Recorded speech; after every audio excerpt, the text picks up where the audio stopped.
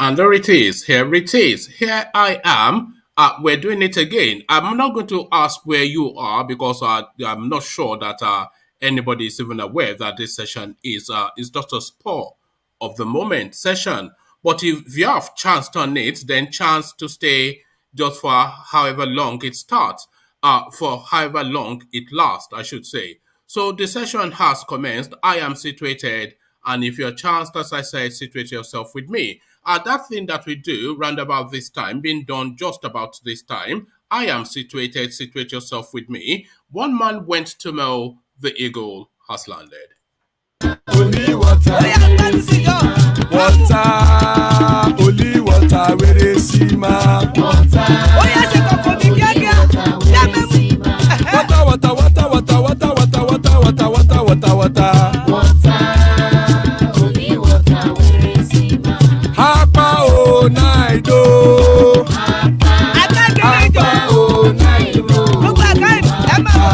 Hapa you don't come oh.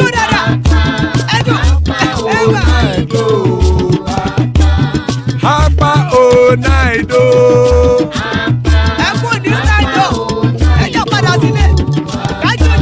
Oro keke keke elemu ye o. Ide shodi ya keke elemu re o. Bobby master keke elemu re o. Chief Latin keke elemu re o. Eruku lele elemu de. Eruku lele egbe elemu dodo jare o. Eruku lele Ghana ti de egbe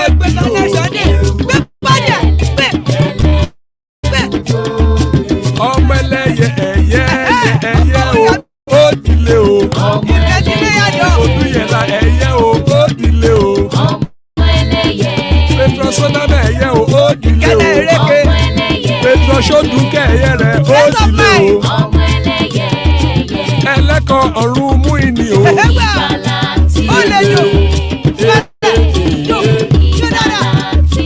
Àkùkọ ọ̀run mẹ́kọ̀.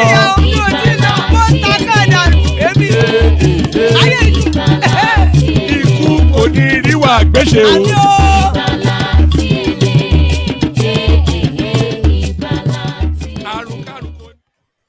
And there it is, Akoko Orun Meiko, the Kegites. We know the prayers, Iku Koniriwa Gbeshe, amen to that, amen always to that.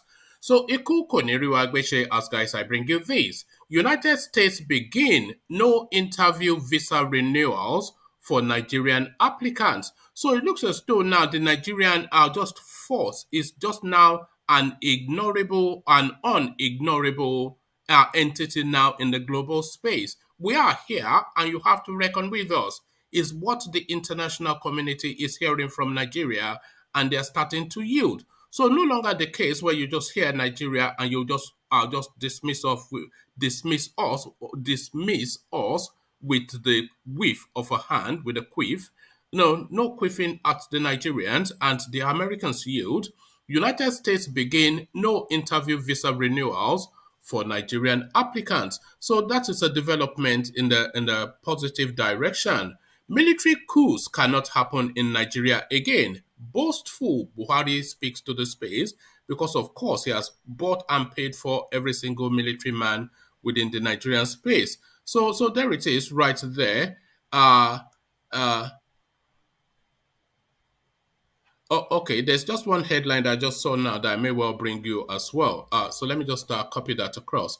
So that is another headline, and the headline now that caught my attention. After Tinubu's shellacking, energized Ambode returns to Twitter for 2023 politics. So Ambode resurfaces, but exactly what is his play? I'm not going to do that now. I'm going to do that in the evening session. So let me just park that to one side. So that's for you to look forward to in the evening. We are stuck with lots of our projects because we cannot get money. The Chinese are no longer funding Transport Minister ROTIMI AMAECHI. So, of course, all the fundings that you have gotten, what has been done with them, the promise, of course, that you will complete projects, but of course, we know you will never do that because the history of Nigeria is that of white elephant projects and abandoned projects. Just all of the abandoned projects in Nigeria will build the entirety of the fundings that's been spent on that was build the entirety of Liberia, Sierra Leone, and have enough change left to fix Niger Republic, Buhari's home state. But it looks as though another round of abandoned project is being is something to look forward to. We are stuck with lots of our projects because we cannot get money. The Chinese are no longer funding. Transport Minister Rotimi Amechi. I could have done better if given more support, Buhari laments, acknowledging his own failure. And we may or may not land on this one, this headline. It's a Renault Omokri headline. Renault Omokri tackles Buhari in new Instagram post. So quite what Renault has to say, we may get there eventually. So kick back, lean back, take it easy. If you want to participate, click on the hyperlink. But whatever you do click on the like button because we're pushing that at the moment. But before anything progresses, we'll come in via what is usual, the East, and of course, another Python dance. Do I call Omeri Wonizu Woniroya Abakare Mama Daora Unabori Meri Nandi win the war Python dance 1, Python dance 2 Now Python dance 3 Unabori Meri Nandi win the war Python dance 1, Python dance 2 Now Python dance 3 Unabori Meri Nandi bu onye du aimo o meri wonizu ngiro ya abakare mamanda ora unabori Meri Nandi win the war Python dance 1 Python dance 2 Now Python dance 3 Unabori Meri Nandi win the war Python dance 1 Python dance 2 Now Python dance 3 Unabori Meri Nandi win the war Python dance 1 Python dance 2 Now Python dance 3 Unabori Meri Nandi win the war Python dance 1 Python dance 2 Now Python dance 3 Unabori Meri Nandi win the war Python dance 1 Python dance 2 Now Python dance 3 Unabori Meri Nandi.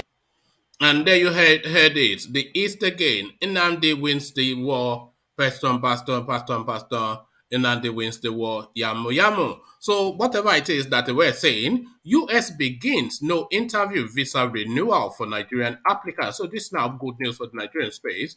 The United States mission in Nigeria is set to commence a remote visa renewal process for Nigerians who qualify to renew their visas. The mission says the first phase of the scheme will commence in February, permitting applicants to drop off their travel documents at the U.S. consulate in Lagos. Correspondents report. This phase will allow a limited number of applicants and applications. This phase will allow a limited number of applicants and applications may take up to 2 months to process. At the moment, the applications are limited to Lagos. However, the procedure will be extended to the American Embassy in Abuja. Applicants who meet the criteria may apply in Lagos until the service is extended to Abuja, the mission was quoted as saying. Please note that only one member of the family unit is required to Please note that only one member of the family unit is required to drop off the application documents. Children are not required to come drop off in person. So that was quite specific. You know the Nigerian thing, they will all go with like 3 buses filled with people just to go and drop off one application at American Embassy with pastor in one bus and Babalawo in another bus, fasting and praying and praise worshiping just to go and drop off an application form. Enough, the Americans are saying. Please note that only one member of the family unit is required to drop off the application document. Children are not required to come to drop off in person. Processing may take up to 2 months, although we anticipate most cases will be processed within a few weeks. Once you submit your travel documents, we will be unable to return these to you until your case has been completed. So now that's progress for the Nigerian space. No longer that grueling traumatic experience that is the Nigerian relationship with the American embassy. Well, military coups cannot happen in Nigeria again. Aboki from Daura speaks. President Mohamed Buhari says military coups cannot happen in Nigeria again, responding to concerns raised by Governor Kayode Fayemi of Ekiti State on the resurgence of military takeovers in Mali, Guinea, and Burkina Faso in August 2020, September 2021, and January 2022, respectively. Mr. Buhari asserted that he strongly believed that Nigeria has passed through that stage for good. The president stated this at a dinner in honor of the 2022 Committee of Business, Political, Media, and Civil Society Leaders at the State House, Abuja. On Monday, the convener of the group and chairman of this day slash Arise Media Group, Unduka Obiagbana, said with Nigeria facing an historic transition like no other, and with crises across Africa and at home, the committee emerged to defend the national interest. The 2022 committee was put together to defend Nigeria in a time of crisis, and in a time of transition, we must defend the national interest, Mr. Obiagbana said.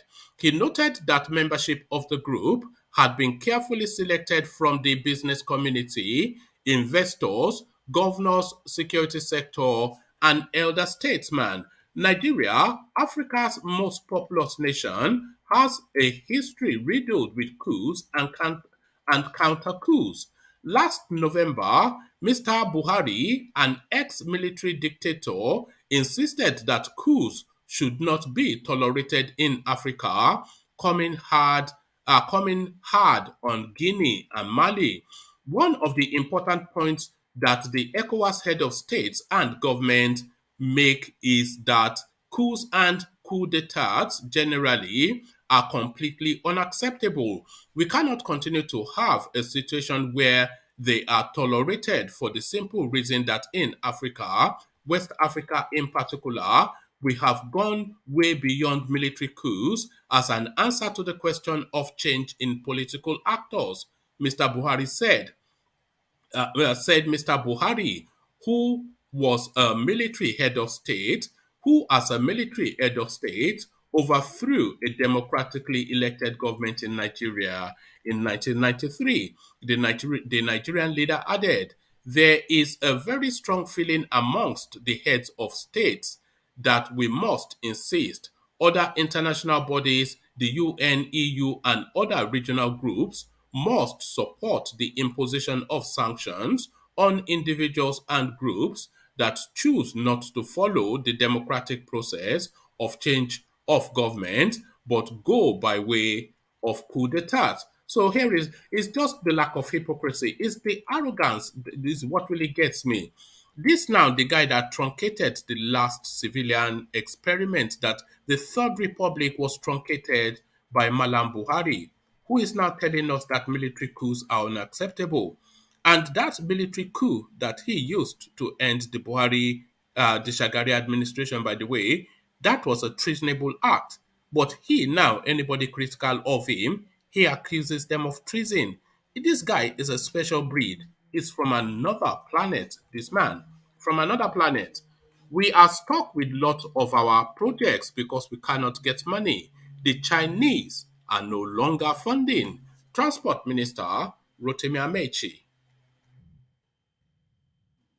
If the federal government has blamed delays in completing some major projects, including railways across the country, on scarcity of funds. In an interview with correspondents, the Minister for Transportation, ROTIMI AMAECHI, hinted that the Chinese have stopped funding Nigerian government projects and that this has forced the federal government to start looking for loans in Europe to complete existing jobs.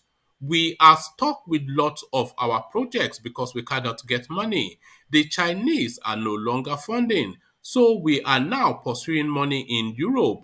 And when I look at the money they are borrowing in other countries and I compare with the ones we have borrowed, the kind of comment by Nigerians will put you off, he said. The minister, however, noted that the Abuja Itakpe Railway, which will link the existing Itakpe Delta rail line, is underway. He said the link rail would have been completed, but for misunderstanding with the Chinese contractor. He assured that once the issues surrounding the project are resolved, work will begin on the route. So there you have it. The Chinese have stopped giving out AWOOF money to the Mallams for reasons that they just loot it. And they are not confident that the country is borrowed to the hills. The project they are saying they are borrowing the money for is left undone. So of course the Chinese, they are many things, but they are not idiots. So if the Chinese, who don't really put too much of a microscope on your space before they lend you money, if they are saying no, then good luck getting money from the Europeans. A total nonsense. They are stolen. They have taken enough for the owners to see. I think it was Chino Achebe that said that. They have taken enough for the owners to see. I could have done better if given more support. Mallam Buhari cries out. President Mohamed Buhari says he could have done better had he got more support from Nigerian business, political media and civil society leaders. But we probably would have fared even better if we secured the support of most of you that are here today. Note that while the government comes and goes, the country must remain and thrive, the president stated at a dinner in honor of the 2022 Committee of Business, Political Media, and Civil Society Leaders at the State House, Abuja, on Monday. Despite his repeated claims that he would bring Nigeria's perennial insecurity to an end, Mr. Buhari's regime has witnessed some of the most violent and ubiquitous attacks on Nigerians from bandits, Boko Haram slash ISWAP, and unknown gunmen. However, he insisted on his desire to complete his tenure on a strong note. It is our desire to finish strong in the next 16 months and ensure all hands are on deck for the last lap. We are doubling our efforts against all forms of insecurity, equipping our armed forces, and strengthening the police, Mr. Buhari explained. We are determined to continue the war against corruption and fight poverty. We remain focused on building an all inclusive economic opportunity for all citizens.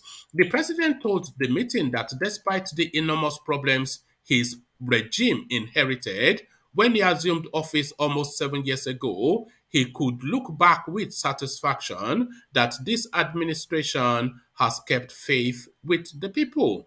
According to him, the administration has done well, even amidst dwindling resources, for reasons that are well beyond our control. The convener of the group and chairman of this day slash Arise media group, Nduka Obia Gbana, said with Nigeria facing an historic transition like no other, and with crises across Africa and at home, the committee emerged to defend the national interest. So, and then it goes on to say what we've already read. So there it is, right there. Just about Buhari talking about that's essentially Buhari essentially saying I am a failure. But then, thank you for your honesty. But we knew that, and we've always known that. So we land on this, and then we'll see if there's anyone in the room to take it on. Renault Omokri tackles Buhari in new Instagram post. Renault Omokri has once again tackled President Buhari in a new Instagram post. He wrote, "How Buhari's negative energy has poisoned Nigeria's atmosphere. After I after that did a video where I explained that General Buhari was the cause of that defeat. I said individuals have a spirit, energy, vibration, or aura. It is either negative or positive. My view was and is that General Buhari has a very negative presence that forbids evil and tests everything he touches, and that forbids evil and tests everything that it touches, turns to dust. In a reverse of Midas' touch, I will now give my reasons.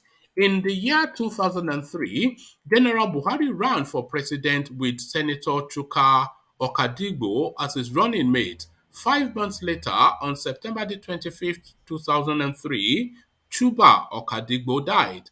In 2007, he ran again with Chief Godwin Ume Ezioke. 4 years later, Chief Ume Ezioke died.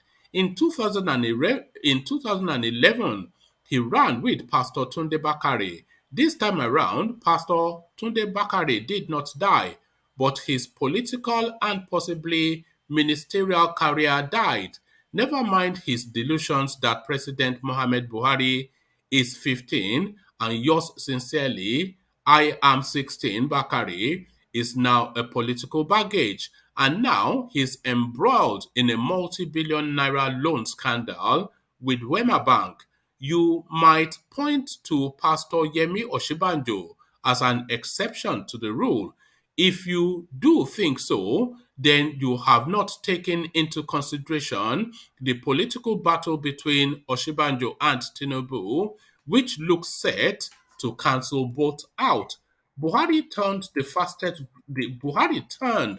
fastest growing economy in the world in 2015 to the world's capital for extreme poverty today. He met a total debt of 12 trillion naira. Today, Nigeria owes 40 trillion naira, with Buhari promising to borrow 12 billion more. He met naira at 199 naira to the dollar. Today's exchange rate is 575 naira to the dollar. He met Nigeria with her best corrupt perception index ranking in 2015 when we were at 136. Just yesterday, Transparency International revealed that Nigeria had slipped to our worst ever corruption perception index ranking 154 out of 180 countries. Buhari met Nigeria the fourth most insecure country in 2015. Today, we're the third most insecure country. Who has Buhari called and they have won a match or even a bout? I am challenging Buharists to respond to this question. There is no neutral association. Any association that is not helpful to you automatically is harmful. So there you have Renault Omokri continuing to give the elderly Aboke man a kick in the head. So a kick in the head to the Aboke man by the man from the creek. Charlie boy, I see you. Solly Boy, I see you. And the mighty Ajanle Koko, I see you. Good to see you, gentlemen. I'm surprised you're awake so early in America. But quickly to you then, Charlie Boy, because you're always insisting to go first. Yeah. Buhari is bad luck for Nigeria, says Renault Omokri. And the details are just the evidence that he has to prove that. What are you then making of Renault's assertion, Charlie Yes. Boy? Yes, I agree. I think Buhari is bad luck because Buhari has failed Nigeria woefully. He has failed Nigeria security. He hadn't provided security for the country. And it's funny how those people say Buhari did good. Well, he did good. Just laughing at them. Buhari have done nothing good. That's why Buhari should get out from office. Thank God 2023 is coming. which eventually came out. But it can still do a lot of harm before then, though. And That's also, the thing. we don't need somebody like Buhari. We don't need another sick president like Buhari. We don't need that. It'll be a bad trouble for another 8 years. So Buhari is now starting to temper his tone down and is sounding somewhat conciliatory and reconciliatory, and is trying to rebrand his presidency now and speaking in softer tones. I could have done better if given more support, Buhari laments. So what he is saying was that he had to battle the Nigerian people as much as the situation that he was contending with, and if he had had enough support from Nigerians, he could have done better. What are you then making then of the excuse for failure that the Aboki is giving? To me, that's too late. You can't be doing it in the last minute. Just it's too late. You failed Nigeria. That's what Nigeria can never work, in my opinion. How many years until Nigeria will work? To kingdom come? How it be done? Come on. Nigeria not Just, gonna work. just pack your bags and get out, right? Yeah. Just pack your bags and get out. Because Nigeria party wonder, don't ask this kid, why should people leave in your country? Nigeria party they ask them. Nigeria party they realize why Nigerians leave out of Nigeria. They realize that, then they will know why Nigeria need to be fixed. But they don't realize that they go to abroad for the health check. It's sad.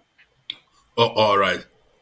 So, to this space and continuing with the theme of failure, here it is, Charlie Boy, abandoned projects yet again.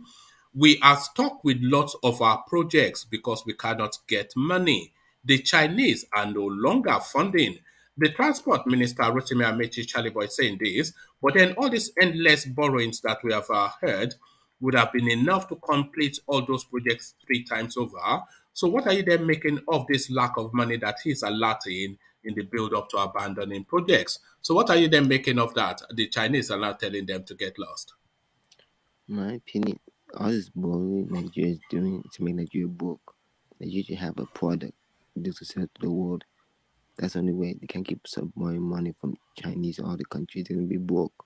They can't be doing that. Okay. So, Charles, I'm not quite sure if you've ever heard of a country called Burkina Faso, but really what brings them to the headlines is that they've just now recently had a military coup. So, in quick successions, just within the last 12 months or so, we've had now 3 African countries now succumbing to that throwback that used to be the rigueur in the 80s. So military coup season seems to be coming back to Africa, especially West Africa. But Buhari boastfully tells us military coups cannot happen in Nigeria again. So this is Mallam Buhari speaking Yes, to a body of important dignitaries. But what are you making of that assertion? military coup never gonna happen in Nigeria. Nigeria government doesn't want the military coup. It's not gonna happen. Because Nigeria government are scared if it happen, it's gonna be worse in Nigeria. All right. And finally, Charles, United States begin no interview visa renewals for Nigerian applicants. So this is a real leap forward for the Nigerian person who are used to that custom of queuing all day at American embassies only to be rejected. What are you then making of this now development from the United States? I think they're doing that because of COVID and for safety reasons. All right. Okay. I didn't think of that. All right. Brilliant. Thank you, Charles. So, Charles, let me go on then to Solly and sample his opinions. So, Solly, the era of military coup over is what Buhari is insisting, but that doesn't cohere with what we're seeing because rapidly, like wildfire, is sweeping across Africa. The Burkina Faso now, they've instituted themselves, they've restarted the constitution of the country, the people who carried out the coup in Burkina Faso. That is to tell you that they've secured their base and they are confident now that they have grip of that country. So they are going to govern that country until they decide to yield the space or they are forced out. Burkina Faso, Guinea, Mali, but Mallam Buhari is insisting that there will be no military coup in Nigeria. What gives him that confidence to make such an assertion, Solly? Well, we can look at it in two ways: military wise and economically wise. But let's start with military. Military wise, if Nigeria were ever to commit a coup in 2022, they will need full control, not from the politicians, but from everyone in military. In which case, they wouldn't accept tribes of, other tribes. Basically, it would just be full on northern or Fulani tribes in all the military, police, and navy. But even though I think they did they did acceptance into police or something, or I don't know if it was army, something on ground anyway. And I think 190 people or 150 people got accepted, and out of that 150 people, only 20,000 were from the south. You That's know, still we covered that yesterday. It was the police. 127,000 recruits, constables yeah. were appointed. And how many from south? 23,000 from the south. Yes. So 104 for the Fulanis. okay, I wasn't around then. I Yeah, just yeah, no, remember I no, saw it. yeah. So they are still, that's still 23,000 is still a significant number. Do you understand? If they want to take over, it's not going to be easy to kill 23,000. 23,000 can still wipe them out. That is how war is. It's not really about numbers these days. It's about who is more intelligent, who is smarter, and who is faster, and who is ready to make quick decisions now with the equipment they have. So they can't just sacrifice that. It would be too bloody. It would be a war that may never end, and their economy will never work if there's a war. Okay, now if they do agree and they have full takeover, it's going to be a problem with, like, okay, yes, we can say all these countries are doing military coup, Burkina Faso, all of them, but they're also getting sanctions. How many things does Nigeria import? How many things does Nigeria export? It will never work. Okay, if they now use their might and say, okay, we'll do gra because some countries depend on us, it will just scatter, because military is not supposed to lead. It will still end up scattering. But that's the only point I can see them doing it without thinking about the future and what they are going to eat. That means the military must have been starved. So they are not thinking properly again. That's the only way a coup can come. Okay, so if it does happen in Nigeria, what do you think the response of the Nigerians would be to a military Oof. coup? I think Nigerians will succumb. Do you think they will Yes, welcome it or they'll be against it? it will not be welcome. Okay, it will not be welcome, but Nigerians will have no choice. Some Nigerians will fight back, maybe from the south, but if the north are, just showing their belly, it depends on if the north will accept it or not. The south will, they always, after a long period of time, we get used to suffering. It becomes normalized. It's hunger that we've not fully experienced. I don't know how Nigeria will react from hunger. Every other thing, they've survived it. So it's not this one that will be a problem for them controlling, unfortunately. It depends on if the south will agree to show their belly to. Sorry, not, I mean, if the north agrees to show their belly to. So you see, it's not a bad thing having northerners in the country. You mean to protect us from You know, coups? yes, because You if you they know fight, it depends on who carries out the coup. If yes, they say I Brigadier Tundebe no, Lu no, have no, taken but over government, do you think the no, South will be against it? But no, if but it's this is Mukhtar Danladi, then they will be against it. no, okay. That was then. That was years ago. Okay. The North has not started experiencing a bit of luxury, a bit of life, a bit of education, a bit of exposure. Now they have internet, they have Instagram, they check everything that is happening in the South. They know whiskey, they know they travel. So they are more exposed. So this is a different set of North. Even if they're on the smaller side, they are still times 10 of what was back in the old Okay, military time. so we've civilized them, is what you're saying. A bit. They are, they are more exposed than before. So, I don't think they will just sit down and accept it. All right, brilliant. Because having military gives you the limits. Oh, yes, now we have limits, but they limit your life more, just to control you and keep everyone in check. All right. So So this development then, you know the tradition in Nigeria, even to go and submit an application at the embassy is fasting and praying and pastor in tow. So now they are saying no interview needed anymore for visa applications, but not all visa applications, just for renewals. But this really a real development for the Nigerian person who likes to Yes. travel a lot. Yes, this is better for them. Most visa, all you have to do is just follow instructions. The ones that don't have interview are even better. It's just follow instructions. The other one is follow instructions and they judge you based on, how they see you at that moment. So this one is better. You And know, I don't agree with the interviews, by the way, because that interview it introduces a prejudice into the process. Because if you are not able to articulate yourself, or you are just so nervous because you want it yes, so much, or you turn up on the day and you present in a funny way, the guy will just say yes, that you're a bit funny and reject you. When your application and the reasons you are saying you want to travel, they are all legitimate and credible. You know, yes. so So it is a this a very unfair document is a system. document process now, not an interview process. If you meet the Yes, criteria and you're able to submit all the backups that they're asking you to submit, what is the interview going to get out of you that's not already on the document? yes.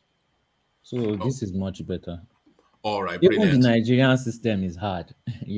If someone wants to get a visa to go to Nigeria, very, very serious process. They Uh, don't you, just give tourist visa away like that.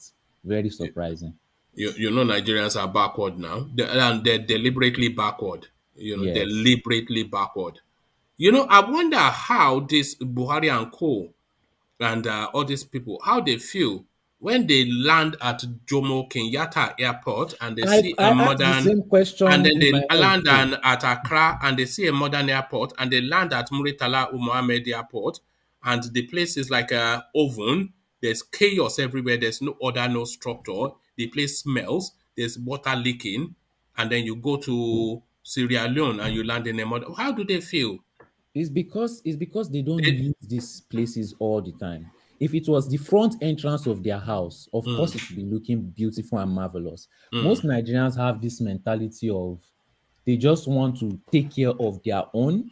They don't care if they are living in a shitty neighborhood as long as they have the biggest house in the shitty neighborhood. But they You still have to know, pass through even if they are going to the VIP lounge, they still yes, but have to pass through it's for a all the short foyers. period of time, and they are going to stay in a lounge. Yeah, Do you understand? but they see the airport as they get to that lounge, and when they land at Accra, they see the airport as they come out of the VIP space. It's just light and day. It's just night and day. It's total opposite of everything.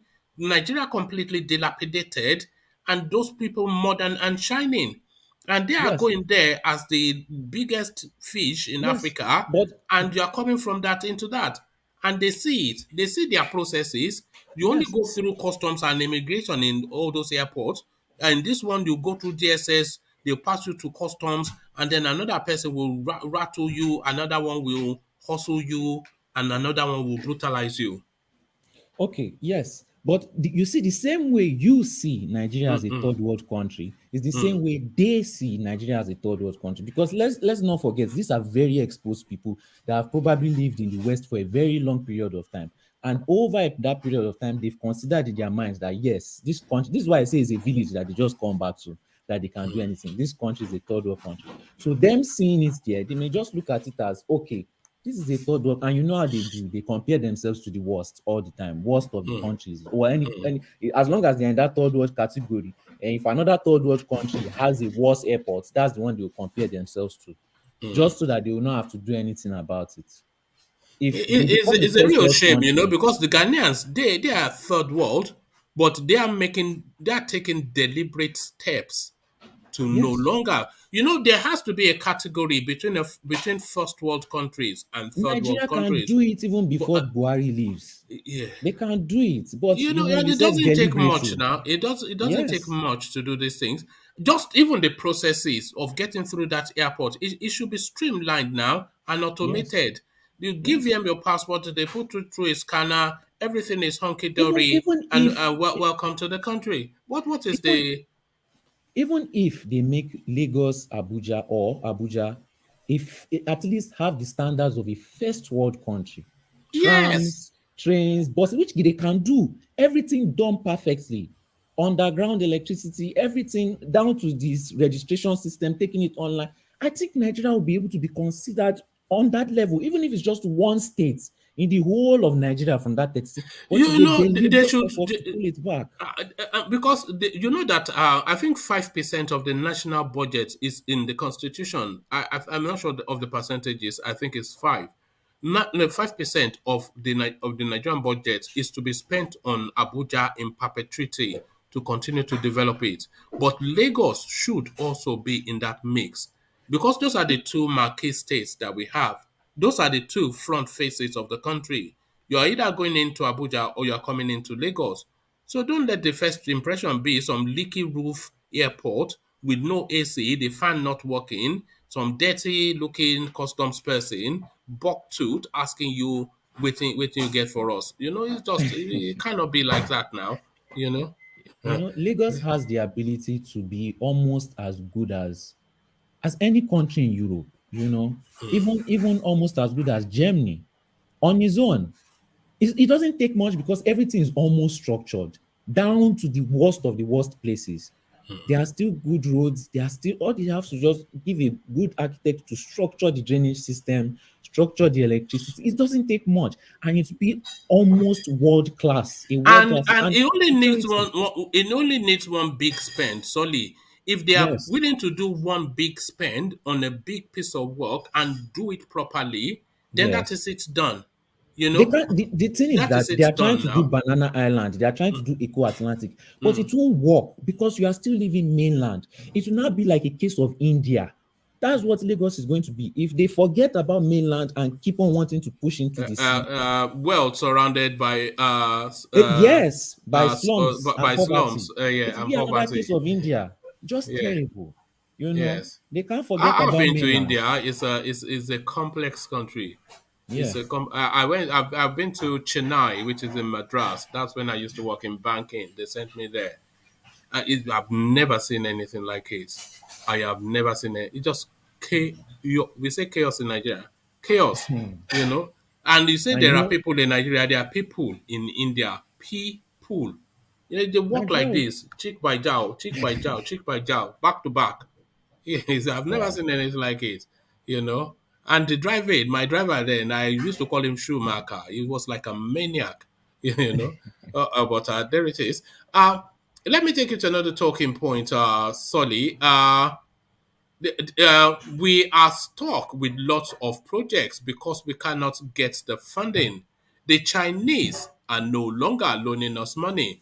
Rotimi Amechi speaking. So the history of abandoned projects in Nigeria, Mark II, were there again. So this is what usually happens, and it looks as though it's happening in this instance again.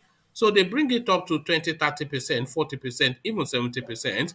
They abandon it. The incoming administration does not even look at it. They start a stream of projects. They are escalated to 30, 40, 70%. Nigeria, an abandoned project. The story continues. Solly. Well, you see, this is the question I always ask. Why do all these countries give Nigeria money even if they know that they are just going to steal it?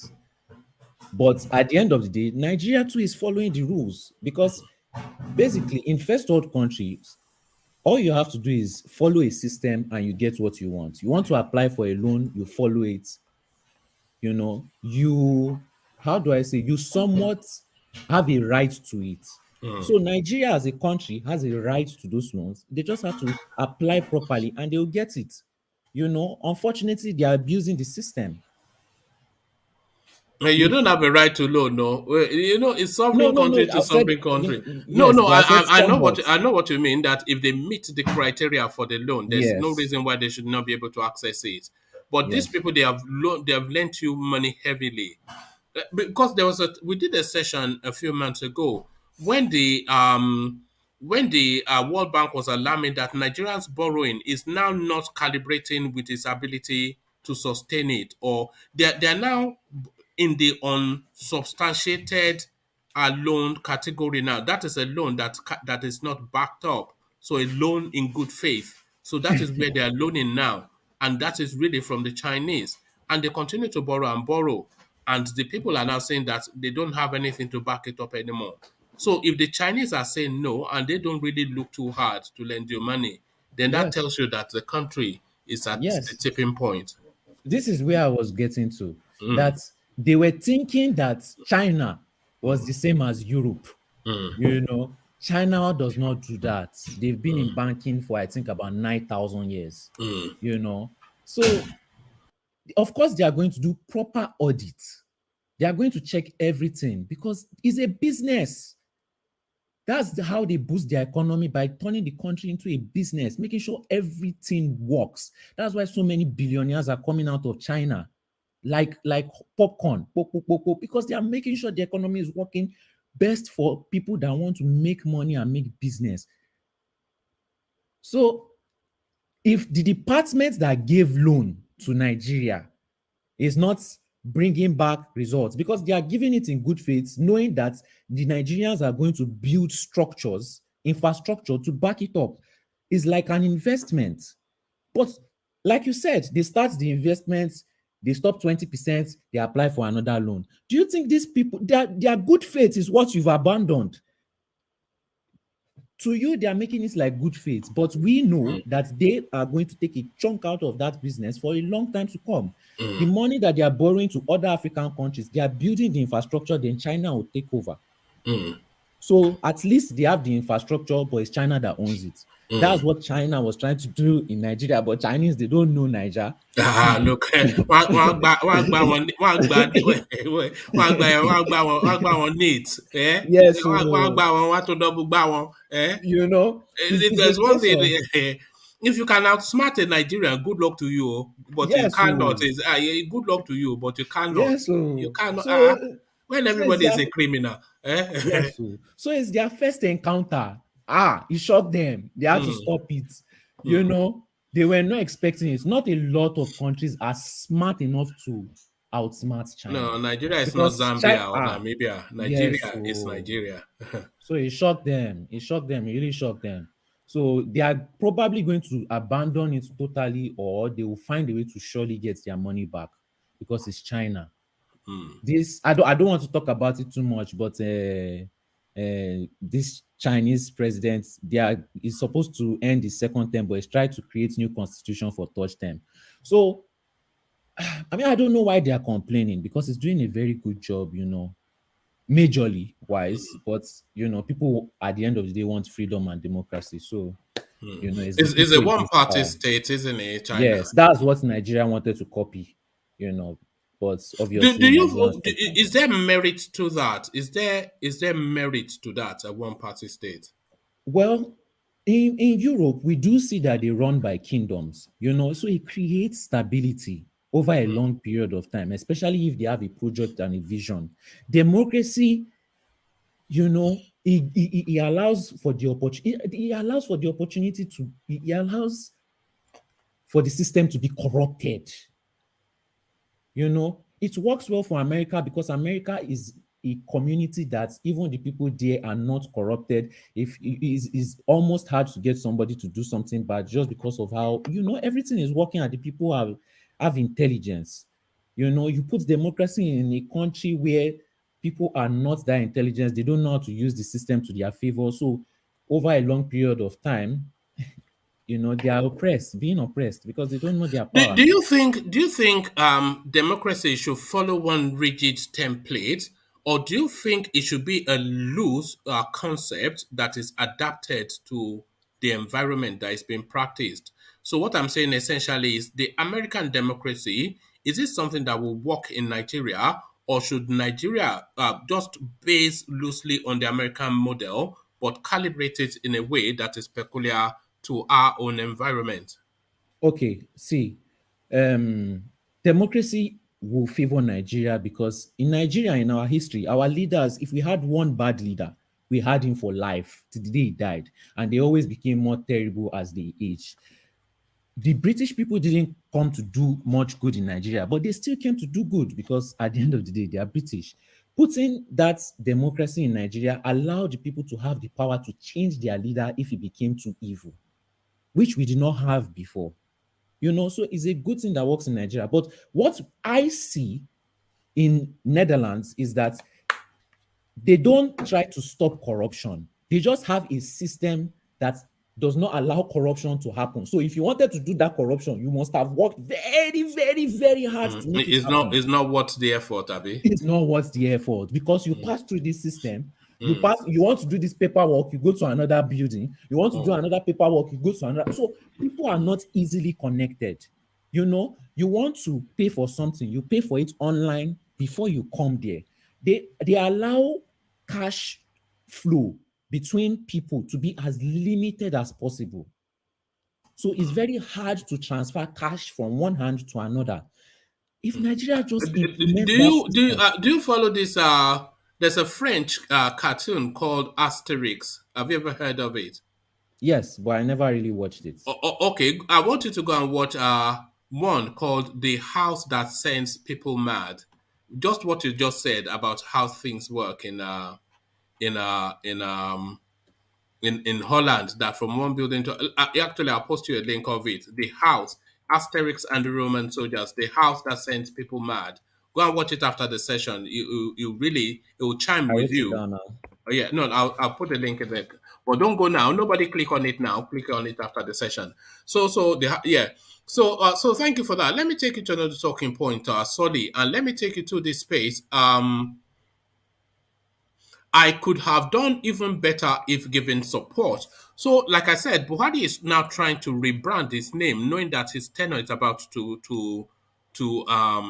come to an end, and knowing, of course, that how his tenure is going to be viewed is against the backdrop of what we have experienced of his tenure for the last 6 and a bit years. So he is now trying to repaint a picture, and is painting the picture that the Nigerian community did not support his administration, and that is why he was not able to record success. So, what are you then making of the excuse for failure from the Aboki, from Daura? Well, it's just it's just an excuse. It's just, Baba is just letting us know that he doesn't have energy for anything else again. So just hear my last words and wipe your tears with it. We'll end this together. We'll end this sale together. But it's not destroying the country, because even before he leaves now, if he didn't have the support of the people, there are still projects that he can do before he leaves.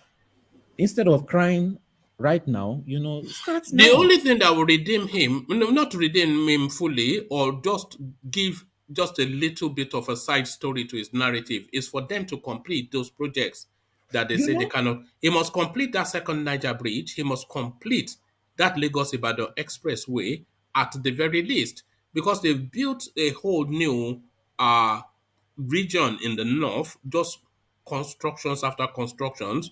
So at least that Lagos-Ibadan expressway, we want it completed, and we want that second Niger bridge completed. They must complete those two. Look at the things we're even crying for. A road and a bridge. Look at that. For 8 years of government, a road and a bridge. Yeah, this is it. Though. This is what we are reduced to. We are not asking him to build. Elon Musk is wanting to travel to the moon. Elon Musk. We just want a bridge in Nigeria. America printed 40% of all the money they've ever printed in the last 1 or 2 years. But they still stand as a strong nation. You know why? They have economic backing because of infrastructure. No matter how low the country goes, they have created an economy that allows people to always be able to make money. So if the government messes up, the people can still make money and still become rich, which would then make the country become rich again. Two-way system. But Nigeria blocks infrastructure. All this loan, if they are just done simple transportation, allow people to be able to transport faster, that can boost business. Allow people to, for example, that bridge and that road. Is that not? I'm not even talking about bridge and road. I'm talking about transportation system. Even if you cannot allow them go from state to state, allow them to be able to easily access while they are in the state. You know what will and you back that up. That's the infrastructure as your backing for loans. You can now collect more money. But they don't want to do any work. They don't want to do anything. You know what will flip the Nigerian economy 40 to 60% instantaneously? What will flip the Nigerian economy 40 to 50%, 40 to 60% instantaneously is to have the capacity to ferry goods from the Tinkan Island to Ibadan, where they will have a mega cargo terminal built. So to be able to ferry goods from Tinkan Island to a mega terminal in Ibadan within 2 hours. So if they can do that, then the economy will, so you just go whoosh, whoosh, whoosh. It's just like automated something. But it's not Yes. 2 hours, is it? It's 2 weeks. To get your goods from Tinkan Island to Ibadan, it's 2 weeks. So that has economic Yes, impact. because during all those processes, it allows for corrupt processes to happen.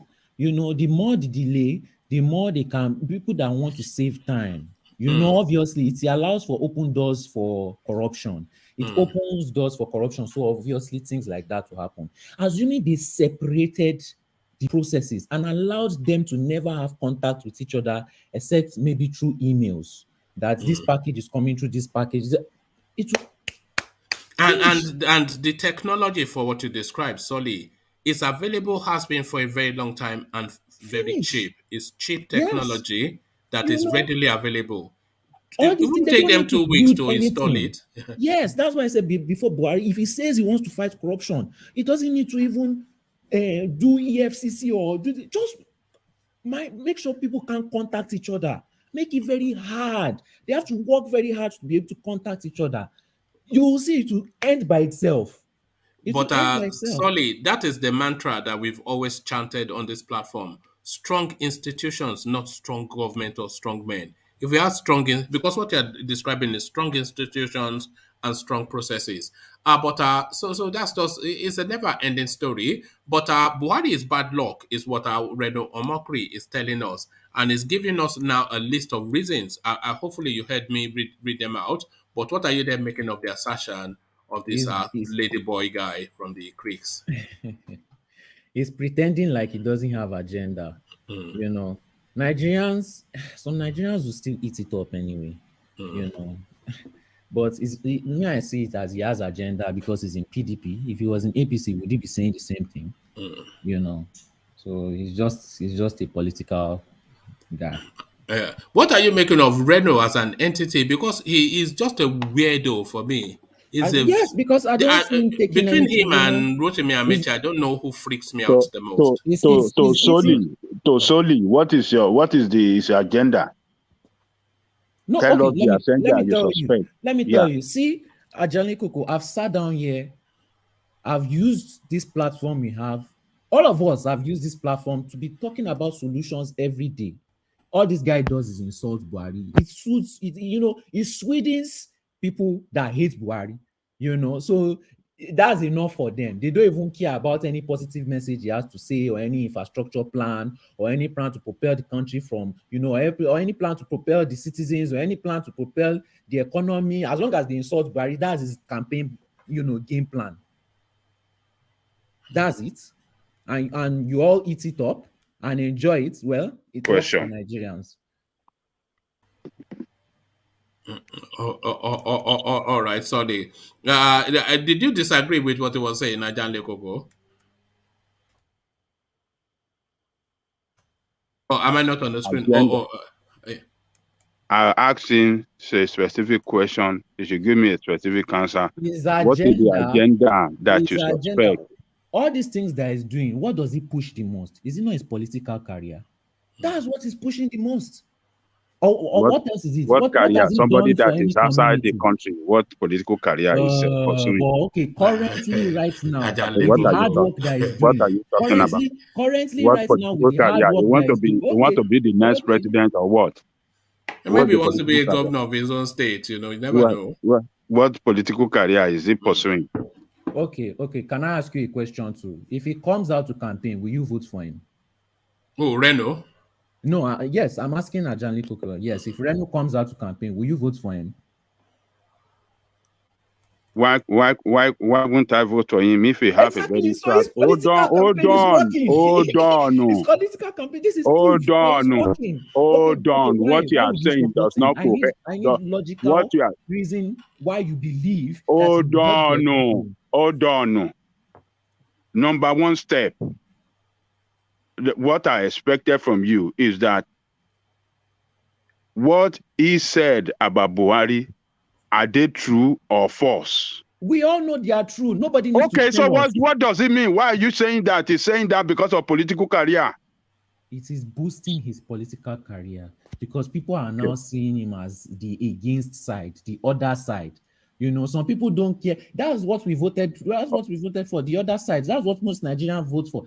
Right now, well, you know, it's either you are this side or that side. They don't have really any big reason. Because so what you are saying, hold on. So what you are saying essentially, anybody that, you know, any voice of dissent against Buhari means it does not mean that he has good agenda for you. Just because he's against Buhari. Okay. So we here that are talking the way we are talking. Hold on, man. Hold on now. Let somebody else speak now. So we on this platform that are talking what we know and what you read about the way they are running the country, they are mismanaging the country. So we have agenda. We have political agenda. Is that what you're saying? No, as a citizen, you also have agenda. You are a citizen. What agenda do we have as a citizen? What's our agenda? You want your country to be better because you want really?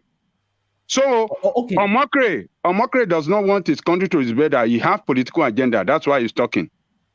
Okay, what are his plans that he told you that he has to make it better? Oh, really? Look at the way you are. What you are saying. What you are saying, you are contradicting yourself. Hold on. You didn't answer my question. Hold on, man. Hold on. Don't jump up. Don't dance. Hold on. Don't dance palongo. We are contradicting. Because I asked you for a simple. Solely, hold on now. Okay. Hold on now. We can't be talking on each other. Okay. You said he have political agenda. That's why he speak. And I asked you a question. So we on this platform that are speaking against Buhari's administration mismanagement of the country, I asked you whether we too have a political agenda. You said no. You said, hold on now. Let me finish. Oh, for God's sake, why don't you like somebody to speak before you jump? Why don't you? I mean, I don't like us talking on top of each other. Let me finish my own, then you will say your own. Okay. The question I asked you, you said this guy have political agenda. Yeah, I said, what is his own political agenda? You cannot describe it. And I said, what of us that are talking against Buhari, do we have political agenda too? You said no. You said because we are citizens, we have responsibility to play a role to say. I said, that is the same thing. That is the same thing that guy is saying. That is the same thing. He's playing a role. He's playing his own role as a citizen to talk against mismanagement of his country. So don't accuse me of any political agenda. That's what I'm telling you. He has not shown any intention to contest for an election. So what is the point of political agenda? He's just speaking as a citizen of Nigeria against misgovernance of his country. Okay. Sorry, I called Renault Omokri a ladyboy, and you chuckled somewhat as though that was funny, as though I was just. But look at this and tell me if you don't see why I called him a ladyboy.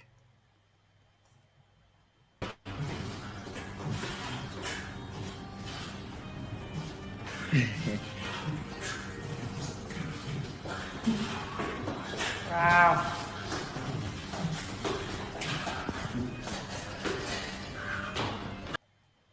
Is that not ladyboy behavior? Who behaves like that? Who behaves like that? Who behaves like that? A grown adult. Maybe he just received a very big credit alert. No, he received something. Behave like that too, man. Yeah, but Dino is a full blood now. This one is not a full blood. This one is half true, blood. All right. Okay, I have a question for Ajani Koko. Ajani Koko, You said I was being too harsh on Renault. Okay, now I was have trying to a give you question. escape, but Adele No, Coco will no, give no, you, it will no, give you a no, no, beating now. Okay, all right. no. Sorry. Engineer, you are a referee. Let me just come. Sowore is a politician, right? He has said a lot of things, but you support him the most, I feel, from all the time I've been here and you've talked about him, I feel you are his biggest supporter on this platform. So I believe that you know his detailed and structured plans to boost and change the economy of Nigeria to its first world country and to change the dollar rate from 570 maybe back to 50 naira per dollar, or 150 naira per dollar. Let's start there. What are Sowore's plans that you know, or any plans at all that he has to boost the economy of Nigeria? And when I say boost, I'm telling you, like, transportation, ease to do business, lowering corruption. What are his structured and detailed plans? I'm not his campaign manager. I won't be able to tell you that. What you need to do is to go online and search for yourself. Then you will know by yourself.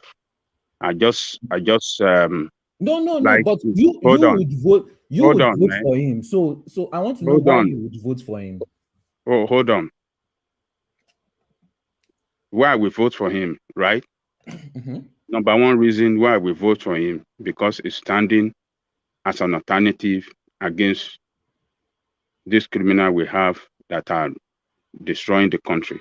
It's an alternative, and his program, as he stated when he was campaigning, was a very good program that I believe will take this country out of this economic rims that we are going through. So that is it. I just need alternative to these people, and he stand as an alternative to them with energy and good economic policy that he came up with. And I believe its economic policy and plan for the country will take Nigeria out of economic slavery that we found ourselves today. So that is it. All right. Thank you, Solly. Sorry. Let's move on. Let's go on with permission from Agenda Coco to engineer, who seems to be taking a break from work to join us. I see you're wearing your tag and everything to let yourself into the building, engineer. So good to see you. How is it going? They have now captured you full time. Yeah, it's not easy, but it's tough anyway. But I've got a permanent place that I do 3 days there, and the main head office I do 2 days. Have you abandoned the part-time one? I've abandoned that one long time, woman, yes, long time. you know. Yeah. Man must live. Man does not live by bread alone, or what is the saying? You know, yeah. Man must work now. Man must work. And man must relax too. You know, yes. Since Ajale Coco, they refused to take $5 million yesterday. You know. You cannot be there. You join them. you join them. There it is. Engineer, we were just talking about we were talking about Buhari saying there cannot be a military coup in Nigeria anymore, and he's saying this off the back of just you've been following the news, just this wind or this fire really that is sweeping through West Africa, Guinea, Mali, now Burkina Faso. So now that topic now comes up in Nigeria again, and Buhari gives the assurance that it can never happen in Nigeria. But what do you think is basing his confidence on? Okay, greetings to everyone. Well, one man, Buhari has already mapped Nigerian logo. He's someone that is very clever. He's very smart. If you look at it, I think last night someone said it on the platform. I think it's a custom officer that has been promoted, and after saluting, instead of turning right, he's turning left. So that's where you know the problem is coming from. And if you look at it, all the head of state in Nigeria, where are they coming from? They're all Buhari's family. So there's that kind of trustee, and there's that kind of people that he is in love with them, that he knew that nobody will betray him, regardless of anything. And if you come to think about it, people like, I give you an example like Fashola, who came out vividly and said it clearly that there's no a president like Buhari. So that can tell you that the man has already buy them. How do you think Nigerians would respond to a military coup? Nigeria can never respond to a military coup, man. That's just the truth. The military we used to have 15, 20 years back, that one they have gone. You can never see a military like that in Nigeria again. What you see now is just pure water. Briefcase. Yeah, pure water and businessmen briefcase. in uniform. So that's what is happening. There's nothing is going to happen because the man knows everything. Everybody they're under him. And his relatives, his cousin, they're all every corner, in the custom, in the army, in the navy, in the police, mention. They're all there. So they can never betray their master.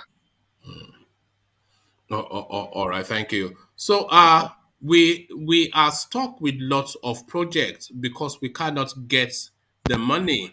The Chinese are no longer funding.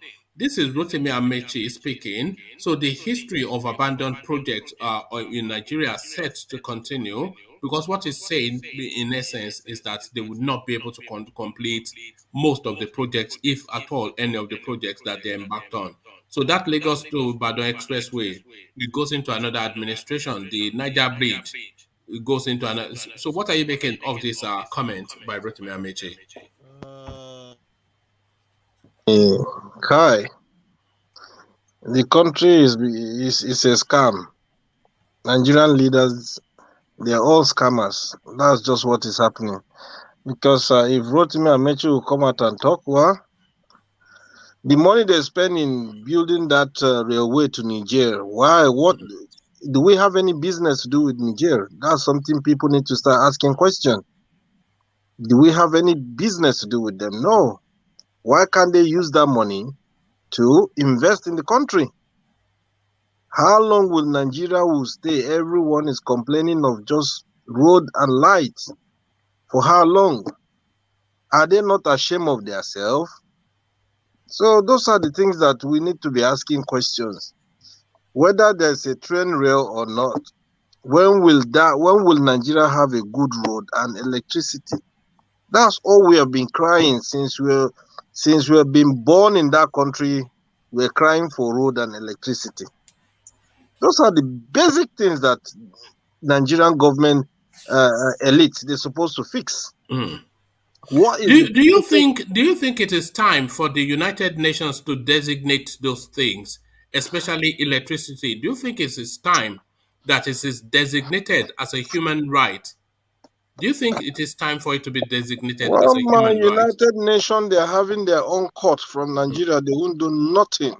Not just for Nigeria, but globally, universally. Should electricity, because the world has electricity going on 200-300 years now, so there's no reason why every country should not have it. So should the United Nations designate it as a human right? If they can bring that project, that would be nice. But remember, even though they got that project, electricity in Africa should have been one of the best electricity in the world. Because we have every resources to power it. Yes, we have gas to power it. We have electricity. We have dams to power it. I said we have everything. We have solar to power it. Solar panel. Example, solar panel. We have uranium if you want to go nuclear. We have everything to power electricity in Africa. It's just how. In fact, one country in Africa can power the whole continent. Congo can power the whole of Africa. But remember, we're supplying light to Cotonou. We it. supply light to Cotonou, and if you go to Cotonou is like a little London. For them to have experience of maybe darkness is just one out of chance. That's just it. So if a country can supply light to Cotonou and they don't have light inside the country, then Yoruba say Okpari na. Okpari. So it's sad. It's really sad, honestly. It's very, very sad. Because all these people, they travel abroad, they they see things. Look at Dubai. Look at Dubai. Dubai of yesterday. But today, look at where Dubai is. Dubai is conking every Nigerian citizen head now. So it's something that before Nigeria will be fixed. Kai. One man. That'll be a long way. Have you ever heard the phrase "the dog ate my homework"? No. It's the silly excuses or just the fanciful excuses that children bring up for not doing what they should have done. So I did my homework. So the teacher is asking the child, "Where is your homework?" I did do my homework, miss, but the dog ate my homework. The other one, I did my homework, and then on my way to school, a big elephant came and was chasing me, and he grabbed my. So the dog ate my homework as an excuse. So the excuse now of Mallam Buhari about being a failure, he says, I could have done better if given more support. Mallam Buhari laments. So he essentially passing the blame of his failure on the Nigerian civic society and the business community for not supporting him. And that is why he has failed as a president. So the dog ate my homework, Mallam Buhari from Daura. What says you? Yeah, one man. This man, something Nigeria need to realize. Buhari, when Buhari was Buhari, he has that strength. That was the time he keep coming for the election and he keep failing. That's Buhari of Buhari. But after he won the election, you see the strength that this man had 15, 20 years back compared to now, it's a total different something. All the strength he uses to fight to keep chasing Nigerian presidency till he got it. All that strength is gone. So now the body is telling him that you overuse me. And that's why the man is not well. That's why he can't hear well. He can't speak well. Because the body is faded.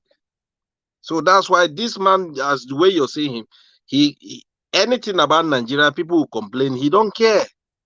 He really don't care. And the most evil cackles that we have again is the ministers. The ministers, they have that energy, they have that strength, they have every capability for them to do something in that country. When they know this man is almost faded, are they doing it? Do you think any of the ministers has performed, and if so, who? All of them should go to jail. Honestly, one man. All of them, they deserve to go to jail. The reason why I'm saying they should go to jail, there is no day these people, they will miss their payments. They do pay them. They pay them in arrears. They pay them everything. They pay them both wardrobe, kitchen, bedroom, shoe allowance, even hair barbing allowance. They do get that money. Allowance, breathing. Yeah, exactly. Constantly. Their money will never be short. Rather, the money will be increasing. So the people like this, that they know the country is completely, they know how the country is. If they will come out with sincerity and good heart, they will fix that country. But they have seen that, oh, the father of the house don't have the strength, can't question them, he can't listen very well. So if you can't beat them, you do what? You join them. Oh, okay, you said they should all go to jail. Who would you lock up first amongst the ministers? Who would you lock up first? Okay, we have a minister of road. That's Fashola. Fashola goes to jail first. We have minister of transportation. ROTIMI AMAECHI, a notorious looter, he goes to jail. Yeah, those two people, they are the first targets that they need to come and account for. And the minister and the minister of power. Yes, and the minister of power. Those three people, they are my first target. Those people should come and account for, since they were in power, what have they achieved? Imagine abandon project again. Abandon. I keep saying And it. the thing is, the next administration would not, because they want their own shiny thing and their own set of contracts, you know. One man, I keep saying it, the next Nigerian president, that one will cry you. That one will end up serving 110 and run away. He will run because the BC, that one, I'm telling you, he will end up cutting people's wages. He will say, oh, the old administration, they left the country in debt. So what can he do to rearrange everything is to reduce people's wages. And how can you reduce people's wages? Some of them, they before they pay them, is going to take about 2 to 3 months. It's very sad. It's really sad. A country that is well good. Nigeria, we don't have problem. But the only issue we have is the leaders, the elites. Those are the evil people that we have in that country that are draining that country. It's a shameful thing, one man, to be honest. It's a shameful thing because look, how can someone like any elite, if when it comes to their own health issue, they run to go to abroad while you have everything in your country? So that's where to tell you that there's a big failure on that country. It's a big fail. All right, thank you, engineer. Engineer, let me do a quick, just very quick snapshot opinion on what you just said, and then I'll go on to Ajanle Koko after you. So thank you, engineer. So No to problem. everybody, I want to ask that question that I put to engineer, just rapidly through it. Engineer is saying that they should all go to jail, and I'm the ministers that is, and I'm saying, who would they put in jail first? So he came up with a list of 3. So I want your list of 3 in hierarchical order: number 1, number 2, number 3. So if we're saying all the ministers should go to jail, who would you put in jail first, second, and third? So you, Solly, Ajanle Koko, then Roman, and then I'll go back to Ajanle Koko to hear his opinions on the talking points. So Solly, your list. Well, I don't know most of these ministers or whatever, but I'm sure if they show me a list, You see, you I'm complain sure. about Nigeria and you don't even know No, who go. no. Look at this guy. That's These young people. Probably you didn't has let me been finish. eating You chicken and didn't let me chips. He knows finish. he knows all the About that characters country. on Fortnite though, and Game Boy. It's Game Boy No, and video game. Is it He video has game? been eating chicken and chips. He no, forgot no, everything. no. It's You video didn't let. game, isn't it? You didn't let me finish. Oh yeah, carry on. Like I said, like I was saying, I'm sure if you give me a list, I'm sure almost all of them deserve to go to jail. Yes, pretty So much. for me, it's not a list of 3. It's basically it's basically the whole running system right now, because they are all following a corrupt system. All of them have done at least one corrupt thing, So trying to arrest all of them is only a military government that can do that, unless they can lower corruption. That's the only thing that can save the country. They have to lower it and lower it and lower it. All right, thank you, Solly. And to you, Roman, or is it Ramon? Is Roman. So to you, Roman, just a list of 3. The most corrupt, who would you put? We are saying the ministers, they should all be jailed. So we want a top 3. Who you will put in jail first, second, and third? So rapidly through that, and then we go to Ajanle Koko. Sorry, good afternoon, everyone. I'm not able to comment on those kinds of issues at the moment. This is my first time here. Okay. And I'm just trying to find out if I will continue to watch you as an entertainment forum or actually an information forum. I'm just going to say hello. So why are you at that crossroad? Why are you at that crossroad? It will be a longer story or a book, as a matter of fact. But the fact is that anywhere Nigeria is discussed, I like to see and hear what people are saying. I love the adrenaline rush here. I love the context. What I hate is the lack of information and too much sentimentalism that go on here. But it entertains me every evening. Nigerians are sentimental. We are an emotion-led people. Nigeria, you know that. We lead by emotion. Emotion, tribe, and religion. That's the Nigerian. Emotion, tribe, and religion. Is it not? Yeah, of course it is, but that is also the burn. That's what is holding us down today. Until you remove those things and begin to approach from a new order, a new Western style, probably a blended one, then whatever you're trying to solve may not be solved. You see, you're trying to build and discuss what has kept us down over these years.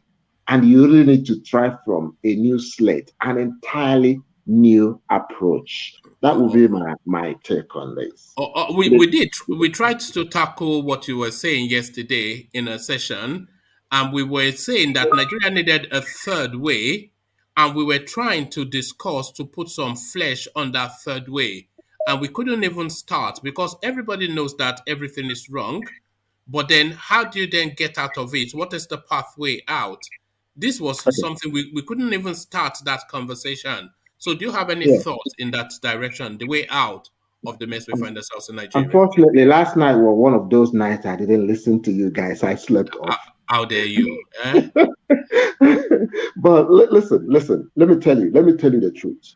I don't know the answer to that question, but the fact is, Nigeria, I can guarantee you, will never go anywhere forward without a violent revolution. I can guarantee you. Why does it have to be violent? Why does a revolution? Yes, but why does it have to be violent? It's possible. Yes, hold on. Yeah, go on. You see, you are here discussing probably 1% of Nigerian population, e.g., the ruling class. Everybody, including my brother, including my sister, I can put my mom in there, in Nigeria, is a problem to Nigeria. Okay. Maybe because they can't, like what engineer said earlier, they cannot beat them, so everyone has joined.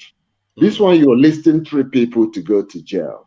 I think every Nigerian living in Nigeria will go to jail, should go to jail. I can tell you that. So until you remove, including your kit and kin. Yeah, because if I give my sister money to build me a house and they build a substandard, I build one for themselves, she should be in jail. And I'm telling you, they are doing it.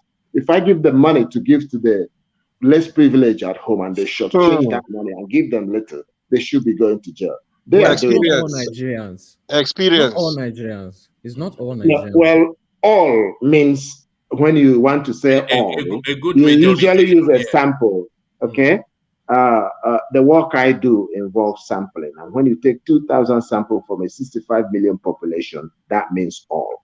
That's how we do it. Okay. So all doesn't mean it must be all. All means that a substantial number of people living in this geographical expression are doing that thing. That's what it means. Okay. All right. Are you condemning then the nation? Are you saying it is irredeemable that we are doomed? Is Nigeria irredeemable from your perception? And if it is not, then what is the redemption? Irredeemable from the point of view that we try to profile, from the solution that we try to profile every day on your platform and so many other platforms. Let me tell you what has to be gotten right before you even attempt to get Nigeria right. Number one, you must have a working population census. You must biometrically capture everybody. You must register every house in Nigeria. There must be a way where you know who lives where. That is to say, before you hire a house, you must register with the local government. The local government will give you a paper to the estate agent who will let the house to you and then report back, and you capture that you are living at this address. That's number two. Number three, you will have to have that will be gotten from the population census, the demography of the working population. Because this one you're saying that 33% of Nigerians are unemployed. No, is it 33% of Nigerians or 33% of the working population? Okay, so you can't count, you can't record who lives where. People die every day. You don't know who they are. So get the data right first, is what you're saying. Get the data right first. Yes. And until you do that, you can't stop corruption. When we're saying we're doing a budget and we don't know the population, we don't know where they live, we don't know their circumstances, and you are saying you want to rescue them. Rescue them from what? When you don't even know them. You don't even know who they are. 22 people died in a river. You don't know who they are. You just bury them, and that's the end of it. 5 people dies in a car accident on the road. You don't know who they are. You just bury them, and that's the end of it. How could you rule a country that you don't know who is who?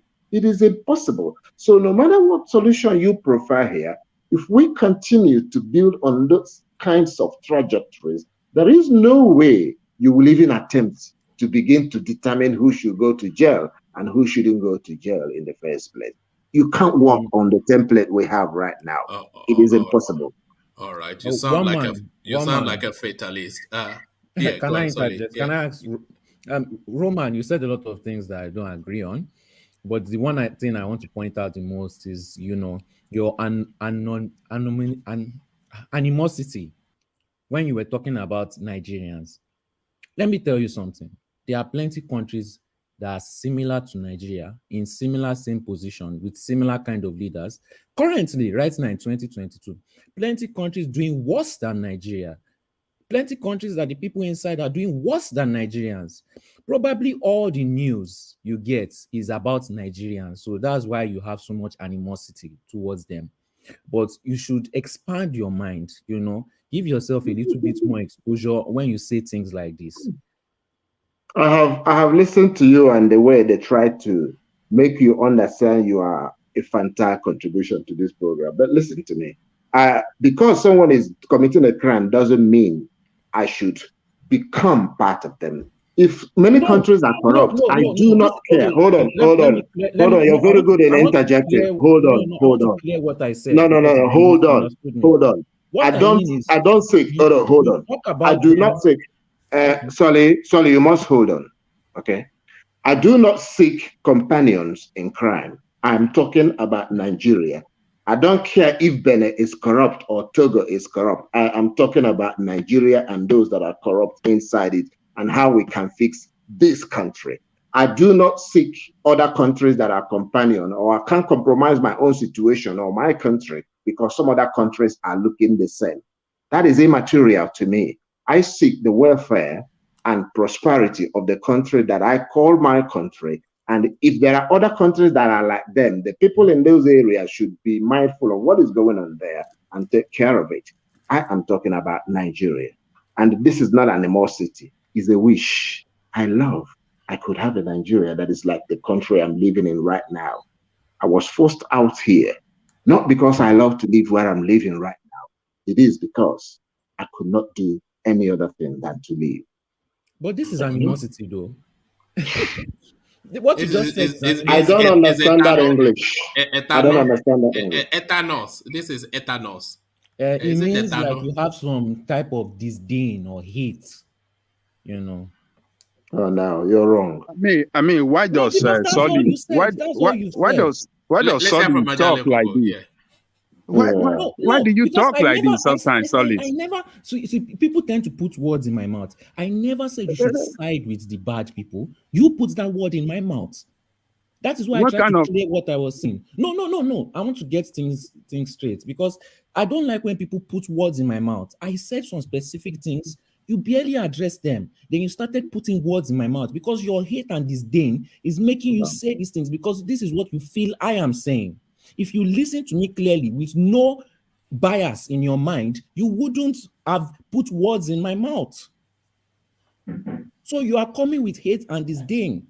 And you are coming to tell us that we are talking about tribe and talking about this, but you are coming with hate and disdain. Conversation cannot even flow when there's hate and disdain. I think you both somewhat have a point.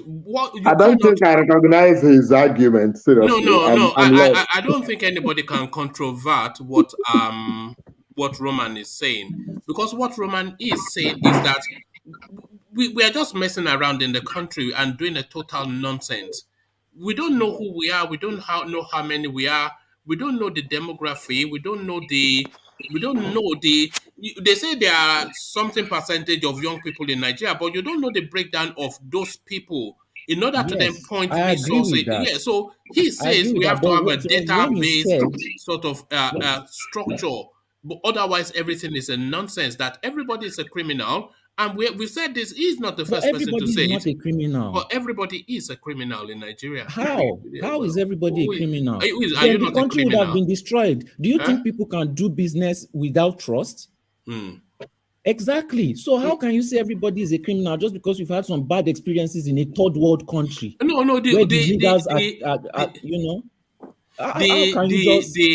bad experiences, the criminality is of a statistical percentage that But can it more be or less solved? makes Yes, it can be solved. It can be it solved. cannot. It Simple cannot be steps and solved now. It cannot be it solved can be because solved. It can be solved. it's instituted. It's There's ingrained into the DNA sorry, of yes, the. then you let solve the me tell you the reason why Nigeria institution. This cannot is be what solved. I'm Let me saying. read the If the story. institution can be solved, then it's solved. No, sorry. These are just simple steps. If a leader doesn't need, any country can be solved. How can you say that a country cannot be solved? Any country, even Oh, countries that is doing what worse than Solly. us. That is what Roman is saying to us that That is Nigeria what is I don't beyond agree on. redemption. So you are saying, are Nigeria you is not okay? irredeemable. As if it's not a Nigerian. On your passport, is it not Nigerian? So No, what are you it's from saying? Then abroad that means now. It's from you are abroad part now. of them too. So, You too, you are irredeemable. Do you know Him why too, his he's statement is redeemable. hypocrite? His white statement is hypocrite. Why Nigerian sub in the north cannot be changed? The Delta and the Igbos are crying for help, and no one's helping them. Cannot be solved. Jake, there are worse No, forget the Igbos. people Forget the than Igbos. The what Igbos are have just been These two funny things. saying. people. These two things. Let's not go tribal now. That's why I'm here now. One man. Yeah, but it's Jake, isn't it, that is taking it tribal? Yeah, I thought you're trying to mentor Jake, so behave as such. Yeah, thank you. No, I don't don't worry. agree that It that takes a responsible Nigeria cannot be adult to saved. mentor anybody. I don't agree with that mindset. And you don't be blaming the North. You blame people as if you don't know what conditions they are coming from. All right. Let's have Roman land his thought, and then we go to Ajanle Koko, who has been waiting patiently. So Roman, land. You were going somewhere with what you were saying. So take us there, Roman. Yeah, I see what I mean by the adrenaline rush that I experienced here. Anyway, whatever. They say for every 3 Nigerians there are 4 opinions. We are an argumentative people, but to you, Roman. Yeah. So, seriously, that young man lost me. I don't know. I don't understand the adjectives he was using to describe me, and I am a Nigerian, and I don't do flattery. I do not do glorification of a country as an entity. I am deposited there. I didn't choose to. Okay, but I can also reject. Every other I can also renounce that citizenship. I have had people say, "Oh, we don't have any other country but Nigeria." That is not true. Everybody can renounce citizenship of a country and take up another one. Okay, it's not by force that you belong to a particular country. Thank you. But what I'm saying right here is what is happening and what has been discussed and what you have been discussing on this platform. Of course, they are good, but they will never offer any solution, because you can see the diversity of opinions that we have joined you now have here. And the reason we are not making any headway, majority of us are in the West. And whatever we say, it just, you know what they do? They just, the traditional way of they say, they just go, you are there in abroad talking, come home and fix it. Then you go home, try to fix it. They corrupt you. You could literally be in your house and they'll bring bags of money to you and say, listen, do it our way, or you go back where you come from. Okay, if you can hear my voice, I'm not a young man. I've seen about probably 5 decades in this world. And when I'm speaking, I have seen Nigeria from the war time to now. And when I'm telling you something is irredeemable, you having cycles of rulers coming in and going out, doing exactly the same thing. Somebody stays here in Europe, criticizes, then he goes home, I'm going to join them to solve this. The next day you find him in the legislature and he disappears. He becomes one of them. Why do you think that is so? Why? There is no one that is different from any of these people. Not even one. Woman, I have a question to ask you. Not even one. Jake, could you you are painting a picture of hope. Hold on, Solly. You are painting a picture of hopelessness, Roman.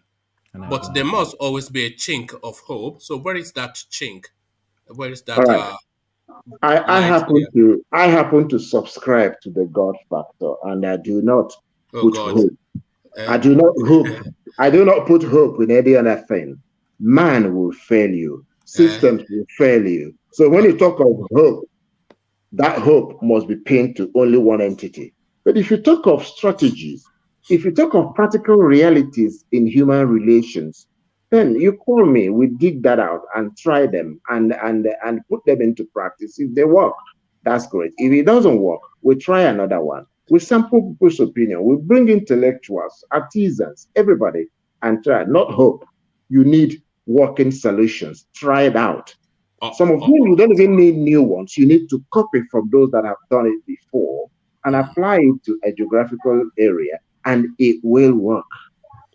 So people, let me just conclude, please. Just let me conclude. So younger people that are coming up, I believe Solly is a young man who should remove sentiments and please try and form groups, subgroup, little groups within his enclave and begin to speak how Nigeria should be made better. But first of all, data. You must know who you are, how many you are, where you live, where you're going, and how many people boarding a bus on a daily basis and going to where they are going. Until you have a system that can account for all of these things, you may not make any headway. Let me change my word. You may not make any headway. Thank you, guys. All right. Thank you, Roman. So, Roman, stay with us, and we want to hear more from you. So, anytime you are a chance, to just come and join us. I'm actually on break. I slipped in. So. No, that's fine. We're on in the evenings as well. So, if you are a chance and you're not doing anything otherwise, come and, because you've said a few interesting things that I would like to explore with you a lot more in more detail. But as we wait for you to make the decision, we go on to Ajanle Koko, who has been bye, guys. Bye. All right. So we will go on to Ajanle Koko, who has been waiting patiently for his turn. So Ajanle Koko, thank you for your patience. But now, Buhari, in an ever boastful manner, military coups cannot happen in Nigeria again.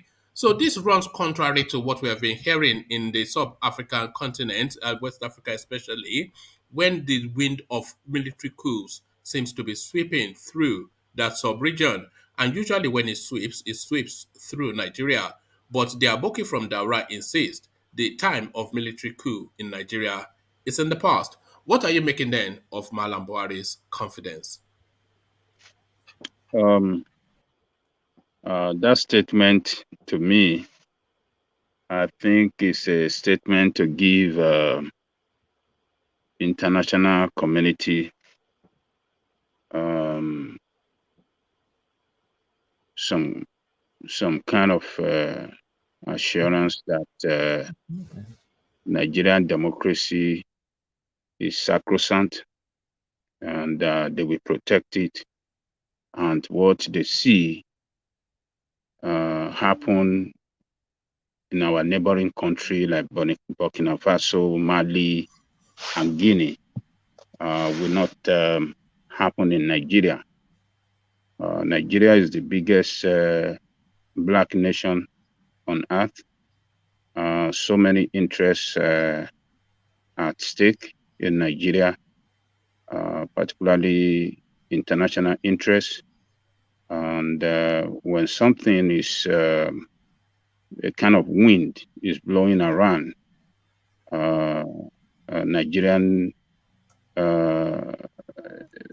neighboring country to Nigeria, they might be thinking that yes, it will happen in Nigeria because Nigeria is not going in the right direction.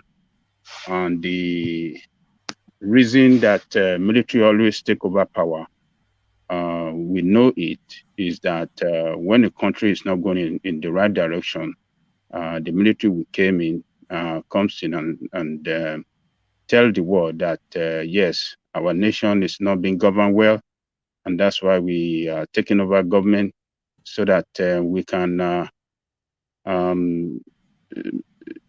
see how we can solve it with right people in the country. So they started with one country, I think with Guinea, Mali, now Burkina Faso. Which country next in West Africa? Do you think, contrary to Buhari's, because he's of course speaking to space and politics, but do you think military coup can happen in Nigeria? And if it did happen in Nigeria, what would be the Nigerian population's reaction to it? So can it happen, and what would be the people's reaction to it if it did? I believe in never say never philosophy. So people should not say that it cannot happen in Nigeria. If you belong to that school of thought, I think you need to have a rethink. It could happen. And I want to tell you, if it happened in Nigeria, Nigerian will jump on the street to celebrate and welcome them, because Nigerians are really looking for change. Where is that change going to come from? They don't know. But if the military comes in and sack all these criminals that have looted the resources of that country, they have mismanaged the country, they have not run the country to work for the people, but only themselves and their family, Nigerian people will jump on the street and celebrate them. They will celebrate them and welcome them, because they are the enemy of the people. They are not they are not patriotic citizens. I mean, they are not patriotic leaders. Let me put it that way. They are not patriotic to the country. Nigerian people that are going through pains, we celebrate them. They will welcome the military and celebrate them. They will jubilate around the country, particularly if they see them captured and put in jail. People will be happy. So, and I want to tell you this. If that happened in Nigeria, there's nothing international community will do. Yeah. They will not impose sanctions on Nigeria. They will negotiate with them, because Nigeria is a complex country. They know that quite right, that as big as we are, if they impose sanctions on Nigeria, it's going to spread to the rest of West African country. Pains on Nigeria is a severe pains on our neighbors across the West African country. They're not going to do anything. They will negotiate with them. So that's the way I see it. You know, I'm not too far. I want to support one man. I want to support Ajale Koko when you finish. You know, I want to as well, because I'm not too far away from you in thought, Ajale Koko. I don't think that Nigeria. I don't think it's impossible for a coup to happen in Nigeria. There's no reason to believe that, because the country has a history of it, and I'm with you in the thought that the people would welcome it, because the democracy that we've had since 1999 has failed, because the constitution is a failure, you know, and the failure of the democracy is highlighted in this present situation we're in now. So there's no hope for the future. So why do we continue with a hopeless situation? The people, they will jubilate, of course, because the military will come in and loot. We know that. But then how many are them? Supreme Military Council, what did you say, 10, 12, as opposed to about 700 in the assembly looting, about another 1,000 in the presidency looting, about another 10,000 in every state house, just looting. You know, at least if you have 20 people looting, I don't know how much they are going to loot. They are not going to loot as much as they loot. Yeah, I don't think the people would shy away from it. But Ahizon, you wanted to speak on that as well. Yes, no, I agree with you guys 100%. I think, you know, we're just at a point, you know, we're at the precipice. When you look at everything, it's just so disturbing. You know, the constitution is a mess. The people rotate the power. I was listening last night, and you know, listening to you say how if we lose another 8 years, only God knows where we'll end up. You know, we are facing something that's just it's very scary when you really think of the implications. It's very, very scary, and we need a change. I know we make fun of Showere on this thing, but he calls for a revolution. I was listening to ROTIMI yesterday, break down the history of how the constitutions and the different republics were drawn up. It's very disturbing. It's very dark, very disturbing, very bleak future. You know, these guys just rotate. They treat the coffers of the country like their own little piggy bank, and they rotate it continuously amongst themselves. It's almost like they have a private meeting, and one guy says, "Okay, my turn has finished. You know what? Tinubu, you supported me. Okay, you go ahead. Your turn. Take over the coffers. And they just do these things, and people are suffering. People are being murdered.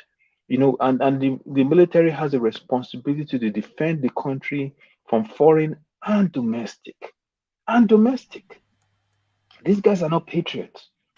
These are invaders. These are destroyers. They are looting, murdering, destroying the fabric of the very nation. If you're a military man, you do have a responsibility to your country. And you have to really think about it. The question now becomes, what kind of military man will take over the power? Is this someone that is altruistic, that will come in and say, you know what, I'm a patriot to my country. I'm not taking over power to take over power. I'm taking over power to change the constitution so we can serve the best interest of our nation. That person will be celebrated.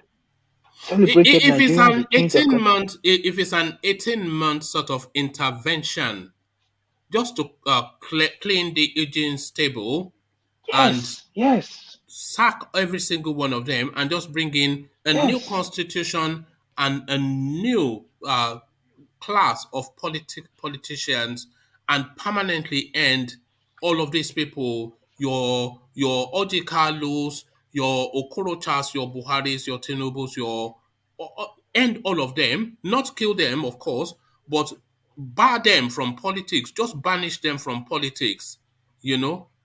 And then we have Yeah, just a complete new breed with a new constitution that is just yes, institution-led and real checks and balances. correct. I mean, what are we doing now? Is it They, Tinubu they, that they will are come and Nigerians. is Tinubu the rescue as Atiku the rescue? It's just Oh no, none of them. None of them. it's just a sad. One man. They are Nigerians who are highly intelligent enough, who can you can wake them up from sleep and they will write the whole history and constitution of this country for you. They are so intelligent. They know all the nooks and crannies. They know all the problems. They know everything that's happened. You put those people in a room and watch what they come up with. They come up with a structure that would work. You eliminate all these people. Honestly, I've never been a favor of military, whatever, ever. But when you look at our situation, you just have to ask yourself. Look at now, all of us are on this platform, we're all abroad. We can't vote. We cannot vote. There is nothing in the horizon that's saying that that's going to change. We cannot participate in the electoral process, yet we contribute a significant amount of money to the economy. Why can we not vote? It's something even that's something that's simple. They will fight us on it. They will prevent us from getting it. It's let me stop. All right, thank you. Sorry, I just let carry on. Yes, so yes, I think we are all of similar thoughts on that space. At least all three of us. Yeah. Can I chip in, please? Yeah. Come in, engineer. Yeah, when Ajalo Koko is saying about a military coup, it could take place. To be honest, I don't think that will take place in Nigeria, and it will never happen. I can give you justification why it can never happen. There's a military guy from the south that was posted to Maiduguri, and he controls about 15 to 20 soldiers, and he was assigned to go to Bama and fight the terrorists. He went there. Luckily, they battled with the terrorists, and 3 Nigerian army were shot dead. Now, at the end of the day, they end up having a little, they short of ammunition. So they have to run and come back to barracks. Within 48 hours, they are telling them again to go back again. And as a senior officer, you control soldiers. He decided to we are short of guns, we are short of bullets, and you're sending us back. How does that work? Before you knew it, a command from nowhere, they picked him up, they locked him, they jailed him. He's a cadet senior officer in the army from the South. When he was testifying, he said over a year he's in the prison. So how can things work for good for that country? He took the risk, controlled 20 soldiers. Luckily, unluckily, they lost 3. Now, you're sending them back again without no enough weapon, enough cartridge, or nothing. So what does that signify? That signifies that go and die. But as a senior military guy, he said he can't take the risks because his younger ones, the junior ones in the military, they have family to feed. They have family to look after. So look, what am I trying to say? The level of how the country is, how the senior officers they're not judging things rightly. I'm telling you, one man, that country, Buhari, for him to come out and give that speech, I always say something that he already cooked. He already balanced everything, that he has the mindset to come out and say it publicly. If you guys could remember during his election, the second term election, where I was so scared of this man, a journalist was interviewing him. He said, will you accept defeat in second term? Buhari clearly said to the journalist, I already won, so why are you asking me the same question? I won. So for the man to come out there, see, there's sometimes the way the man will come out and present something, one man, that guy is too tough. He knew everything. That's why he would definitely put people that they would never betray him. We are there once upon a time, a military guy was passing information to the Boko Haram. We discussed it on the platform. He was being picked. So how many do you think they're there? How many are existing there? So the reason of coup in Nigeria, I don't think is going to take place. And Buhari have how many months to go to vacate? So he will do his thing. Like I keep saying it, this is looting period. Regardless of anything, it's just looting period. It's only God that will help us.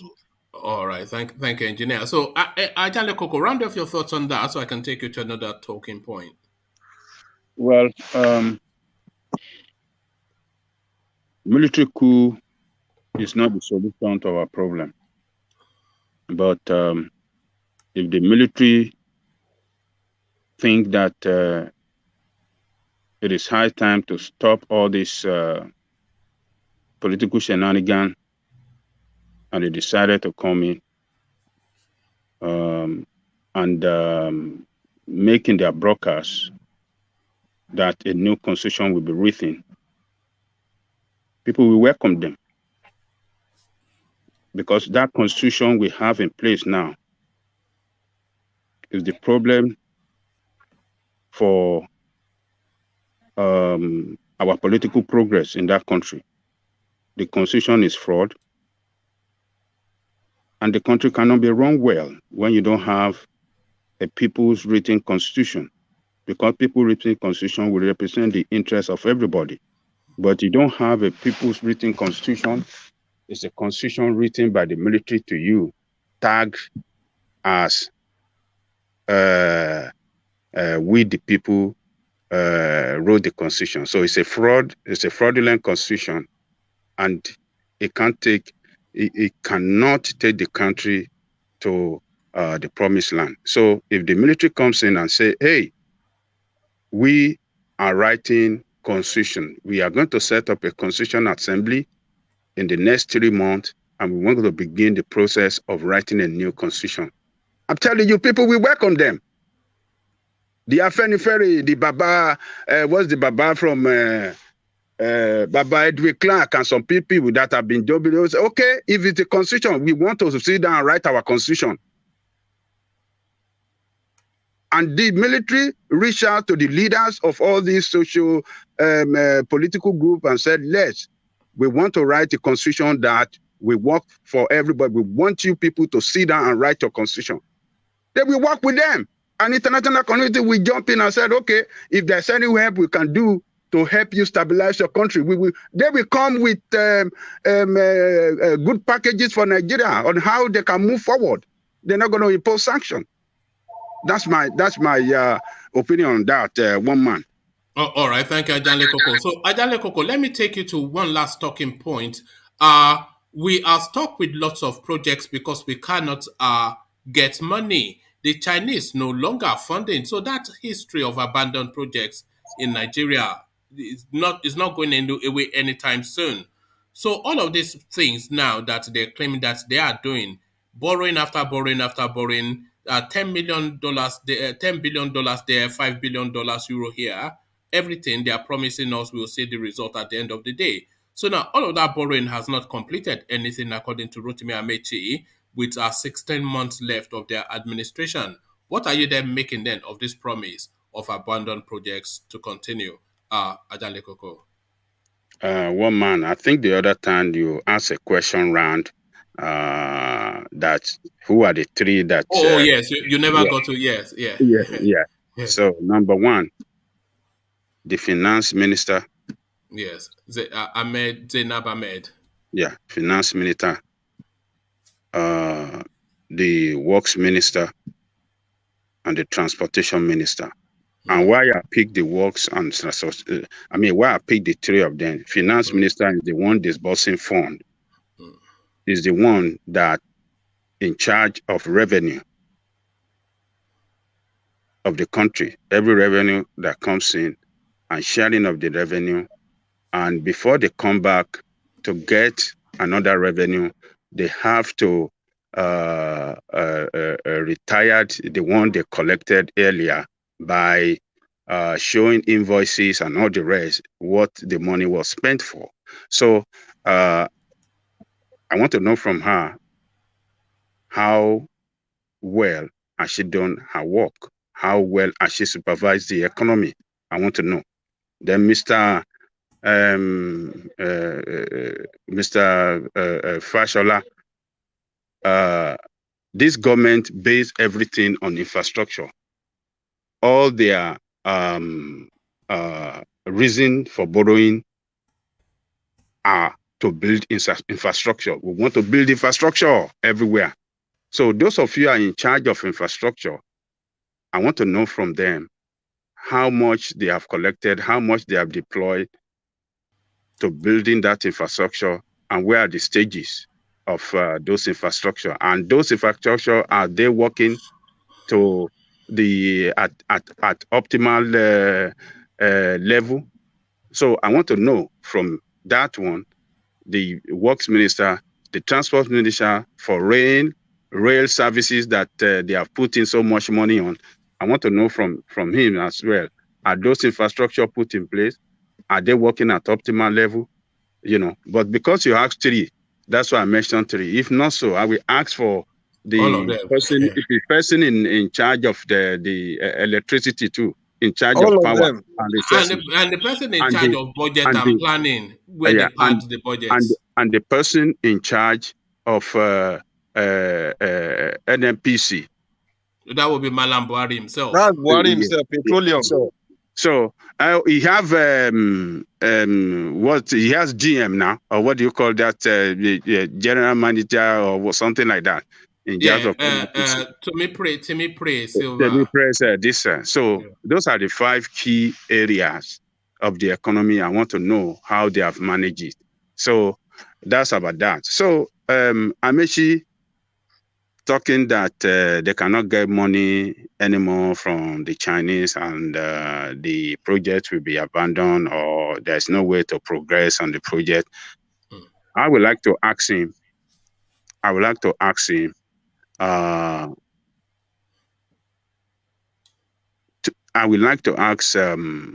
AMAECHI why the project are not completed. I think all the money they borrowed it on the basis that, okay, every particular loan is targeted on a particular project, there should be no reason why loan is taken and targeted on a particular project and that project will not be completed. So he has to tell me, he has to tell the nation why loans that were collected or were taken from China or international creditors, to build infrastructure, why are those infrastructure not completed? What is the purpose of collecting loans that are meant for particular project, and why shouldn't it be completed for lack of fund when you already got the fund? Where did the fund go? It's just alarming that And the tragedy is, knowing the Nigerian space as we do, if they don't complete those projects, the chances of them being completed is very slim, because the next administration will want to start their own round of projects, only to take it up to a point where they are not able to complete it, and then this is the Nigerian space. This is how they do things. So they have borrowed the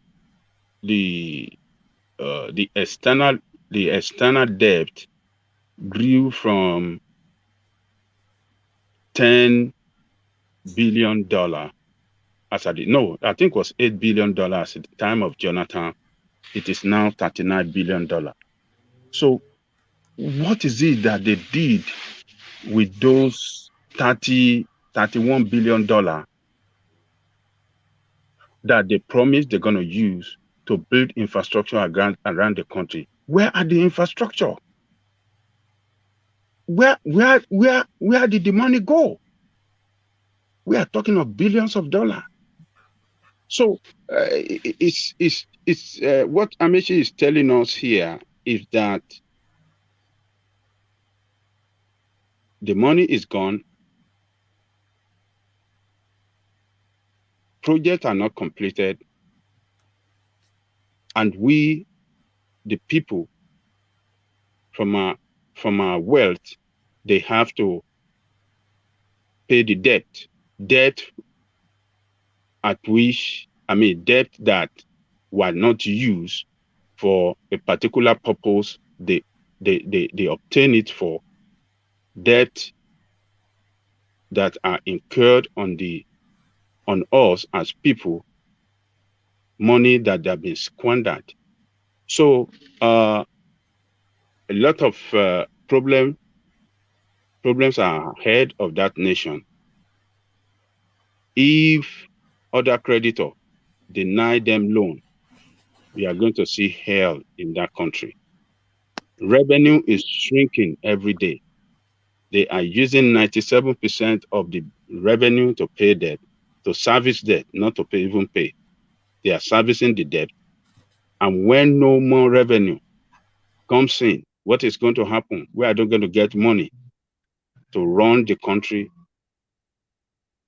So economic hardship will set in. They won't be able to pay salary of workers. They won't be able to continue on the project. And it's a disaster ahead of that country. So it is just AMAECHI should be investigated. It should be audited, and they have to account for that money that he said the borrowed loan. What have they done with that loan? It should be investigated, and it should be audited. This ministry should be audited, and we should know where the money went. Can I just chip in something? All right, very quickly, and then I'll take very quick soundings from Bia and Aizan, because we've gone past the 2-hour mark. But okay, we all live abroad, one man. Based on my own experience and engineering field I study here in the United Kingdom, I don't know of America. If you're being given a tax to build road or to construct something. As a minister, you come out and with a plan that you give a 2 or 3 years, you know that everything will be in place. Let's assume you give 2 years to complete a project. And if you're running out of time and you don't complete the project, you will pay a fine. This is how it works in the United Kingdom. But what is happening in our own lovely country, Nigeria? You come out, you said you need so amounts to build a road or to build whatever. How come along the way you're building and you end up saying you need more money? From there, you should know that something is wrong somewhere. That means you're not qualified, you're not fit enough to be in that position of a minister. So things like this is something Nigeria, everyone should start waking up. It's a wake-up call. It's a wake-up call. Like I said, AMAECHI, Fashola, and the other minister. Those, you know what they are targeting, engineer. You know what they are targeting. They are targeting to take a $12 billion loan between now and the end of their administration. So what Amechi is saying is sensitizing the environment to that borrowing. So that's part of the argument to build up for that $12 billion. The oil subsidy that they are saying they are no longer going to remove in June is another argument. So they've already said that they are going to borrow $12 billion, you know. So now they are building up the narrative to that borrowing. But thank you, engineer. For reasons of time, let me go on to Bia. Just a quick sample of so just speak to whichever topic interests you the most, Bia, and then the same to Aizon, and then I'll shut down. So Bia, to you. Hi everyone, Bia is back again, full force sometimes. What do you mean you're back again? Did you leave in the first place? Huh? Yeah, I took a break while hammering you behind closed doors. Happy New Year, Bia. Happy New Year, my brother, engineer. Nice to see you again here. Anyways, what I want to contribute towards Buhari boasting about no one to overthrow him by coup. I believe it's going to be really difficult for a coup to become successful in Nigeria based on the way the government has been, the Buhari has done a good work to cover or protect himself from such happening. There are many divisions in Buhari's cabinet. For a coup to happen, at least there should be maybe some amount of certain majorities agreeing that this, government is really terrible. If most of them are being tipped off, they're enjoying some good money, why would they want a coup when most of their children are abroad enjoying themselves? A successful coup, to me, is seen as when the usurpers seize and hold down power for at least 7 days, which is not going to be possible in Buhari's cabinet. And absolute takeover of important strategic governmental links and positions would involve high organization and implementation of strategies by senior officers who, really don't agree with Buhari. They need to really plan it. The senior officers, which I believe is not going to happen because he's been buttering them, and the junior officers cannot succeed for the same reason why Nigeria is the way it is now, that the junior officers can't be able to lay their hands on machineries. And, coups are either bloody or bloodless. Buhari cannot be forced to step down by threats of violence, since all important machineries and weapons to shift him, he has already taken good care of by intentionally placing certain personnel in possession of powerful machineries that could have been used to cause him sleepless nightmares and maybe force him to resign, which can never happen, I believe. So no one in Nigeria, as we speak now, has that effrontery to shift this man, and he's getting closer to his finish line. So he's now. Why didn't he say this? All this? Why is he now boasting now? Because he's buttered his line. So yeah, that's my contribution. All right. Thank you, Bia. So, here's a very, very condensed thought from you. But before you go to that, Bia was talking about military coups.